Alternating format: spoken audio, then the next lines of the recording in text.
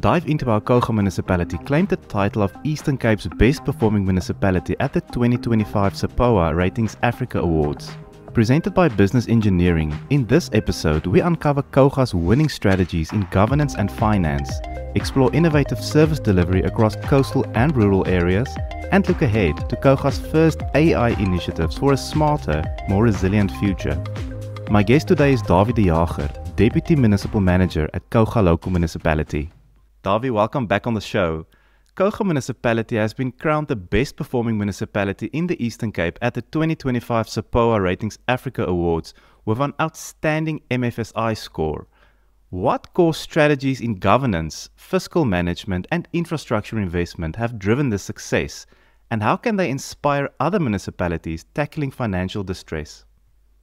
Thank you. Yes, I think in 2016 the municipality was quite in financial distress, and then the new administration took over, and I think the clear plan was clean governance, to ensure that clean governance, ethical governance and sound financial management is critical, and to appoint the right people in the right positions is critical, and also to apply consequence management to deal with issues when people steal, commit fraud, do unethical behavior, to deal with those matters so that you ensure that you are clean, transparent.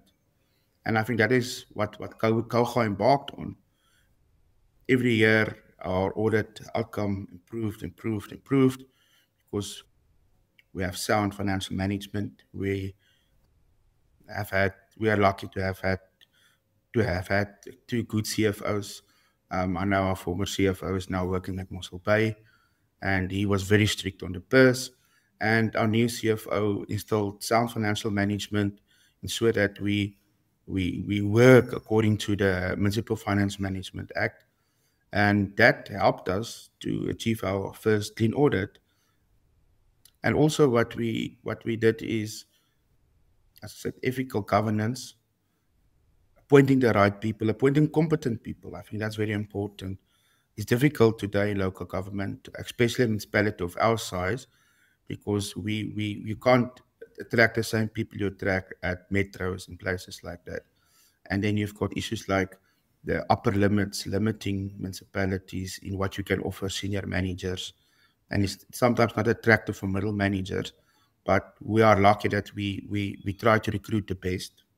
We ensure we do proper vetting. And those, when you have competent people with ethical values, then you can achieve a lot. And then also with that goes performance management. You can't get a clean audit if you don't get a clean audit on performance management. So we have a big emphasis on our performance management.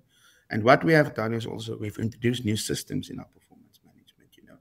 We've procured a new system, which is Ignite, and our performance is being tracked on a monthly basis. We report on it, and that has also ensured that there's proper oversight by council, and we know what we are doing and we know where we are heading, and you're being flagged in your report where you are lacking and your live dashboards in terms of that.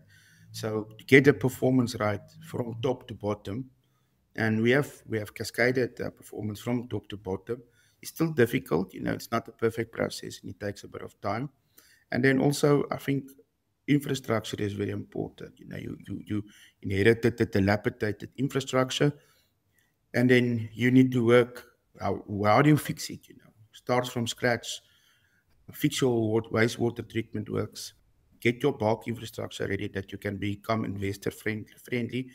Fix your bulk infrastructure, wastewater treatment works, water treatment plants, and then also I think what we have done now, and it's unbelievable, is we are going to tar almost 71% of the roads in Kouga, reseal it, and then also we launched a gravel road program of millions of rands last week. So looking at that, and that shows the public and the AG that the money that we have and the money that we get, there is feasible infrastructure projects being done, and that ensures that we have clean governance.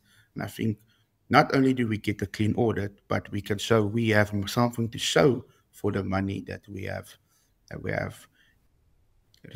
received and we get. And I think the last thing is there's buy-in between management, top management, and the political side. And I think that's very important. We're on the same side to say this is the goal. No matter whoever is the political party of the day, our main objective is to serve the public and serve the community. I think that is where we have a buy-in, and that is why we have achieved what we have achieved. In a province facing widespread service delivery challenges, how has KOGA embedded innovation into its operations, such as through sustainable infrastructure projects or community engagement models, to ensure reliable access to water, electricity, and waste services for diverse coastal and rural communities? Thanks. I think that is quite interesting. We have a big area. So we have coastal areas, we have inland areas, we have rural areas, we have more affluent areas. So you have to look at different service delivery models for everyone. I will use the example suction tankers. Suction tankers falls directly under me. So our suction tanker service was struggling, and then we said, how do we fix this? So we first did assessment, how many places we have to suck, where is the problems? And then we brought in technology. Brought in smart technology. We brought in metering on our pumps so that we know when the truck is full, monitoring, assessing where the truck is, camera footage.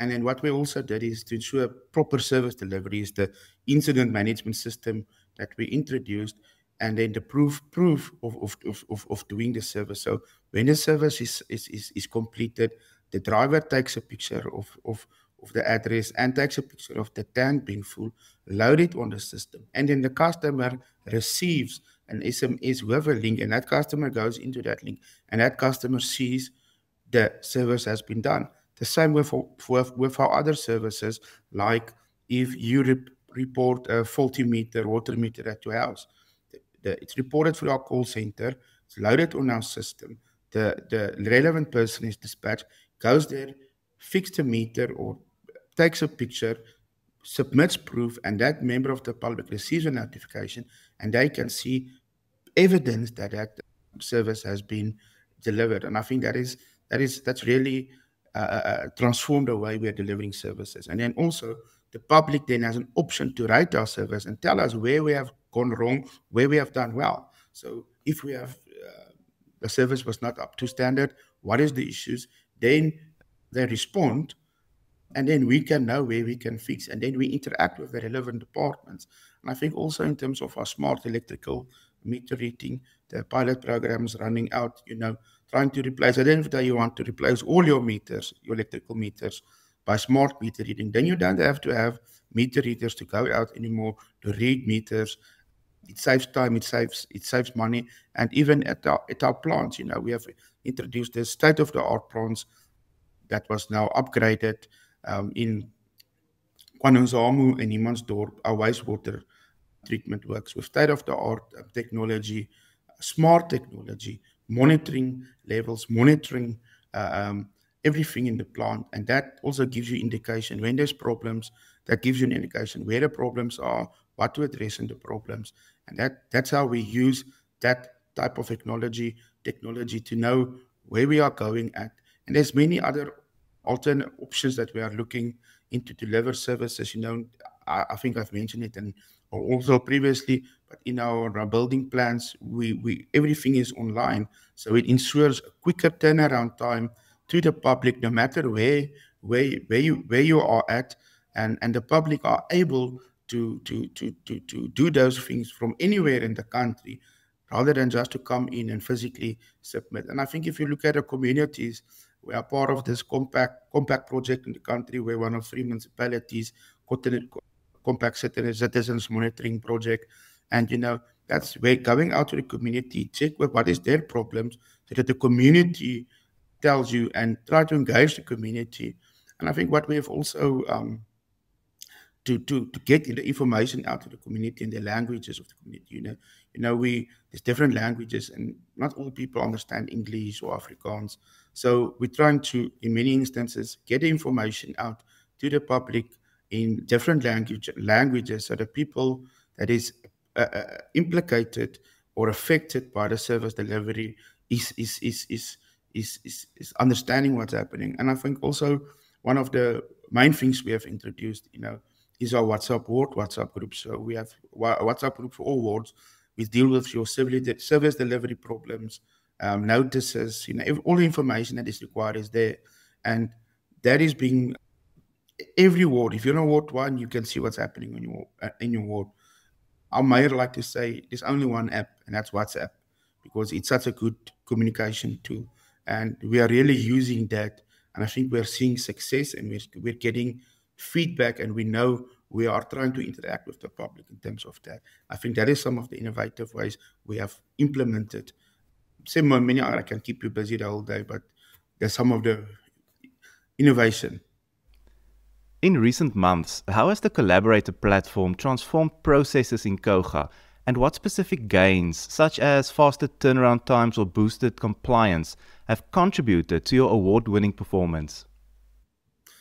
Yeah, I think Collaborator, we also I think it's early the year, I think it is the Innovation Awards. We also got a Level 3 Innovation Award due to the innovation. That included now our service delivery dashboard, incident management, and all the systems we are implementing. Collaborator is our document management system. And it's basically the basis for your documents, record management, as well as we've introduced agenda and resolution management, as well as policy management. And it's really helped us in streamlining and creating a better turnaround and having access to information. So if you look at the policy module, all our policies and bylaws are loaded now. In the policies and bylaws, who's the owner, who's the person that must do it, and those people get informed beforehand that policy is due for review, and it creates a streamlined process that it stops your policies from being outdated, your bylaws from being outdated. Now you have to review it, you now have to take them through the process, and it gives you a uniform layout and platform also. And all your policies is stored online on the cloud server, so it's easy to access. You don't have to go into a other server or go into a website. Everything is there and it's accessed. All the people that's been trained have access to that, and it's easily accessible. And then in terms of our resolution management, it really made our life easier. This morning we had a monitoring and evaluation committee. In terms of Collaborator, we have the council action sheets on the Collaborator system, and that helps you to track and trace our actions. People know, and the big thing is it stops duplications on the action sheets.